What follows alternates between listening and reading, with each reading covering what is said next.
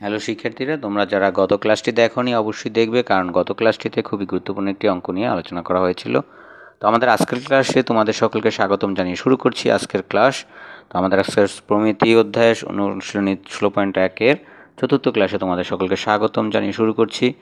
তো আমাদের আজকের ক্লাসে 16.1-এর 3 নম্বর অঙ্কটি নিয়ে আলোচনা করা হবে। একটি সমদ্বিবাহু ত্রিভুজের পরিসীমা 16 মিটার, এর সমান সমান বাহুর দৈর্ঘ্য ভূমির 6/5 হলে ত্রিভুজটির ক্ষেত্রফল নির্ণয় করো। তো আমরা দেখি কিভাবে এর সমাধান করা যায়। তো আমাদের এখানে একটি আমরা সমদ্বিবাহু ত্রিভুজ আঁকতেছি। দেখো এ বি সি, তো আমরা লিখে দিলাম, মনে করি এবিসিডি একটি সমদ্বিবাহু ত্রিভুজ যার এবি বাহু এবং এসি বাহুটা সমান। তো এখানে ধরি ভূমি বিসি সমান এক্স মিটার, তাহলে আমার কি হবে, এই এসি বাহু বা সমান সমান যে বাহু আমরা বলি এটার মান হবে 5x/6 মিটার, কারণ এক্সের 5/6 তাহলে এক্স দ্বারা যদি আমি 5/6কে গুণ করি তাহলে কিন্তু 5x/6 হয়। তো আমরা এখানে মানগুলো বসিয়ে দিলাম। প্রশ্ন মতে পরিসীমা সমান 16, আমরা পরিসীমার সূত্র কিন্তু জানি। এখানে দেখো পরিসীমার সূত্র আমরা আগে শিখেছিলাম আগের ক্লাসগুলোতে, তোমরা যারা আগের ক্লাসগুলো দেখোনি দেখবে। পরিসীমা সমান a + b + c, তার মানে 3 বাহুর যোগফল আমরা বলতে পারি। তো এখানে প্রথম বাহু আমাদের প্রশ্নে দেওয়া ছিল পরিসীমা 16, তাই আমরা পরিসীমা সমান 16 লিখলাম, বা এখানে প্রথম সমান সমান বাহুগুলো নিলাম, মানে দুইটা বাহু।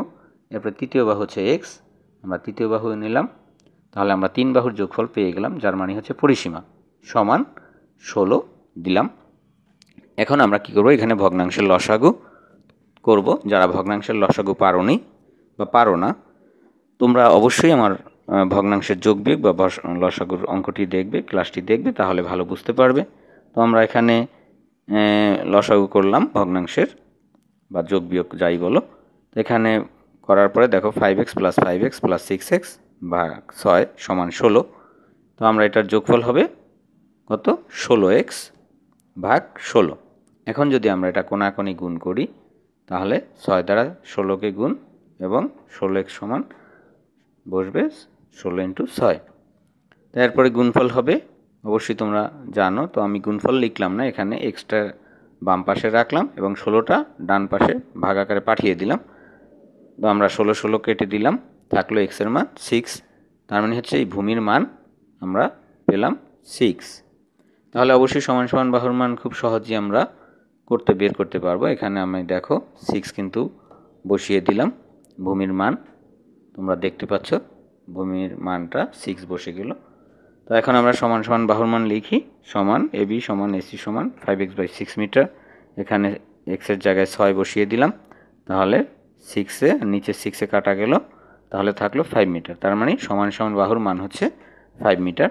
তো তোমরা যারা অঙ্কটি ভালো বুঝতে পেরেছো অবশ্যই লাইক কমেন্টস করবে, এবং যারা ভালো এখনও কোনো প্রশ্ন থাকে যদি তোমাদের, তাহলে অবশ্যই কমেন্ট বক্সে জানাবে, আমি তোমাদের সমাধান দিয়ে দেবো বা উত্তর দিয়ে দেবো। আমরা এখন দেখব যে এর ক্ষেত্রফলটা আমরা কিভাবে বের করতে পারি। তাই সুতরাং ত্রিভুজ এবিসি এর ক্ষেত্রফল সমান আমরা লিখি সমদ্বিবাহু ত্রিভুজের ক্ষেত্রফল, আমরা যারা জানি না দেখো এখানে সমদ্বিবাহু ত্রিভুজের ক্ষেত্রফল হচ্ছে b/4 √4a² - b²।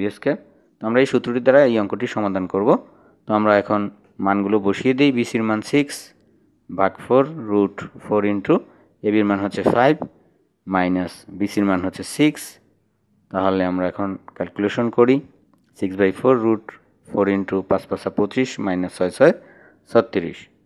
এখন গুণ করলে 4 × 25 = 100, পরের লাইনে হচ্ছে বিয়োগ করলে 64, √ওভার করলে হবে 8, এবং 4 দ্বারা যদি আমি 8কে কাটি তাহলে হবে 2, এবং 6 দুগুণে হবে 12। তাহলে আমরা ক্ষেত্রফলও জানলাম যে কীভাবে একটি সমদ্বিবাহু ত্রিভুজের ক্ষেত্রফল নির্ণয় করতে হয়। তো শিক্ষার্থীরা পরবর্তী ক্লাসে আমন্ত্রণ রইল। আল্লাহ হাফেজ।